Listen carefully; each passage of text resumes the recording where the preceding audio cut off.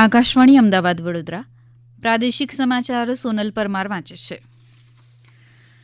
મુખ્યમંત્રી ભૂપેન્દ્ર પટેલના નેતૃત્વમાં રાજ્ય સરકારના શાસનના આવતીકાલે 2 વર્ષ પૂર્ણ થઈ રહ્યા છે. ભૂપેન્દ્ર પટેલે 12મી ડિસેમ્બર 2022ના રોજ રાજ્યની ધુરા સંભાળી હતી. વિકસિત ગુજરાતની દિશા નિશ્ચિત કરતા જ્ઞાન આધારિત કાર્યક્રમો યોજાશે. આ ઉજવણી વિવિધ સેવાકીય કાર્યક્રમો સાથે કરવામાં આવશે. અમદાવાદમાં શ્રમિક અન્નપૂર્ણાના કેન્દ્રના ઉદ્ઘાટન સાથે આ કાર્યક્રમોનો આવતીકાલથી પ્રારંભ થશે. ગુજરાતમાં દિવ્યાંગ વ્યક્તિઓ માટેના કમિશનરની કચેરીને રાષ્ટ્રપતિ દ્રૌપદી મુર્મુના હસ્તે સર્વશ્રેષ્ઠ રાજ્ય દિવ્યાંગજન આયુક્ત વર્ષ 2024 એવોર્ડ એનાયત કરાયો હતો.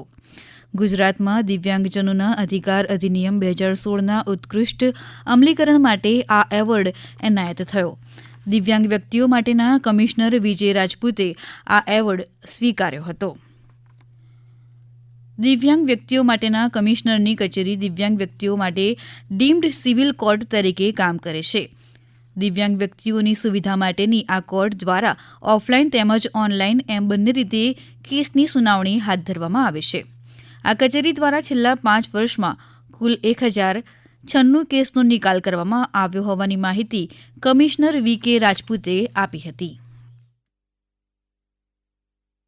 આ વર્ષનો દિવ્યાંગ વ્યક્તિઓના અધિકાર અધિનિયમ 2016ના કાર્યાન્વયનમાં શ્રેષ્ઠ રાજ્ય આયુક્તનો એવોર્ડ મને મહામહિમ રાષ્ટ્રપતિજીના વરદ હસ્તે 3 ડિસેમ્બરના રોજ મળેલ છે. આપણે ઘણા બધા ઇનોવેટિવ પગલાં લીધા છે. દિવ્યાંગોને ગાંધીનગર સુધી ના આવવું પડે એટલા માટે આપણે 9 જેટલી મોબાઈલ કોડ કરી છે અને છેવાડાના જિલ્લાઓમાંથી એની શરૂઆત કરી છે. સાથે સાથે એમને સ્વરોજગાર મળે એ માટે ગુજરાત સરકારની ઘણી બધી એજન્સીઓ કામ કરી રહી છે. ગુજરાત એગ્રો ઇન્ડસ્ટ્રીઝ છે જે લોન આપે છે, જેમાં ખૂબ મોટી સબસિડી હોય છે 35% જેટલી. અમે મોબાઈલ કોર્ટની સાથે સાથે કલેક્ટર ઓફિસમાં યુડીઆઈડી કાર્ડ માટે પણ મેડિકલ ચેકઅપ કેમ્પ રાખીએ છીએ, એટલે જે એ દિશાની યુડીઆઈડી સર્ટિફિકેટ પણ મળી શકે.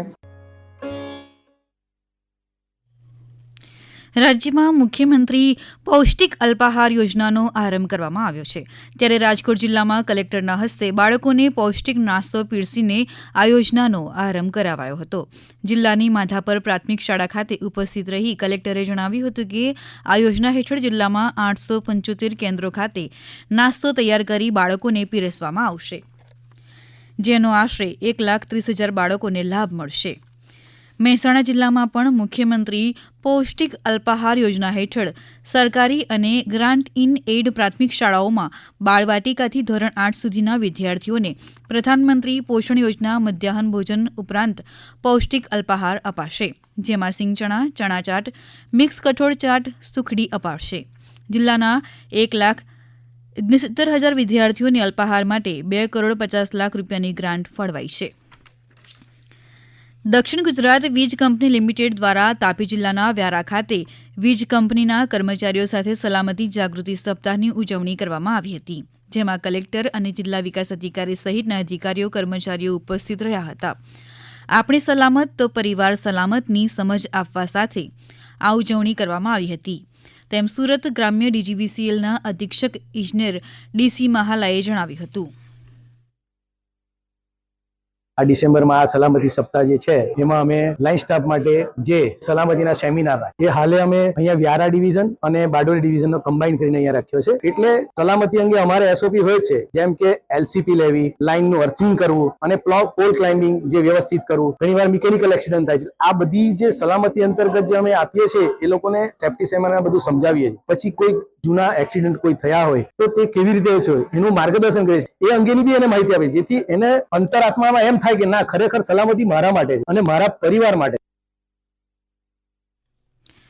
પ્રધાનમંત્રી નરેન્દ્ર મોદીના fit India fit media vision અંતર્ગત ભાવનગર ખાતે ઇન્ડિયન રેડક્રોસ સોસાયટી અને માહિતી ખાતાના સંયુક્ત ઉપક્રમે પત્રકારો માટે નિઃશુલ્ક હેલ્થ ચેકઅપ કેમ્પ યોજાયો, જેમાં પ્રિન્ટ તેમજ ઇલેક્ટ્રોનિક મીડિયાના 107 મીડિયા કર્મીઓએ મેડિકલ ટેસ્ટ કરાવી હેલ્થ સુરક્ષા સુનિશ્ચિત કરાવી હતી.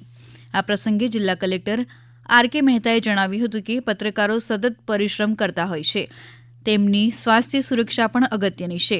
એટલા માટે જ રાજ્ય સરકારના માહિતી ખાતા દ્વારા હેલ્થ ચેકઅપ કેમ્પનું આયોજન કરવામાં આવ્યું છે. ડાંગ જિલ્લાના આહવા ખાતે કામકાજના સ્થળે મહિલાઓની જાતીય સતામણી અધિનિયમ 2013 અંતર્ગત એક દિવસીય કાયદાકીય સેમિનાર યોજાયો હતો. મહિલા અને બાળ અધિકારીની કચેરી આહવા ડાંગ તથા આગાખાન ગ્રામ સમર્થન કાર્યક્રમની સંયુક્ત ઉપક્રમે યોજાયેલી આ શિબિરમાં મહિલાઓને કામકાજના સ્થળે થતી સતામણી સાથે રક્ષણ આપવા અંગેની કાયદાકીય જોગવાઈઓની સમજ અપાઈ હતી. મહેસાણા જિલ્લા પંચાયત દ્વારા જિલ્લા કક્ષાની પશુપાલન શિક્ષણ અને પ્રદર્શન મોટી દાવ ગામ ખાતે યોજાયું હતું, જેમાં પશુપાલન વિભાગની વિવિધ સહાયકારી યોજનાઓના પેમેન્ટ ઓર્ડર અને મંજૂરી હુકમનું વિતરણ પણ કરાયું હતું. આ સમાચાર આપ આકાશવાણીના અમદાવાદ વડોદરા કેન્દ્ર પરથી સાંભળી રહ્યા છો. આ સમાચાર આપ અમારી YouTube channel AIR news Gujarat પર પણ સાંભળી શકશો. વધુ સમાચાર માટે આપ અમારા એક્સ હેન્ડલ AIR_news_ABAD ને ફોલો કરી શકશો. આકાશવાણીના અમદાવાદ વડોદરા કેન્દ્ર પરથી પ્રાદેશિક સમાચાર પૂરા થયા.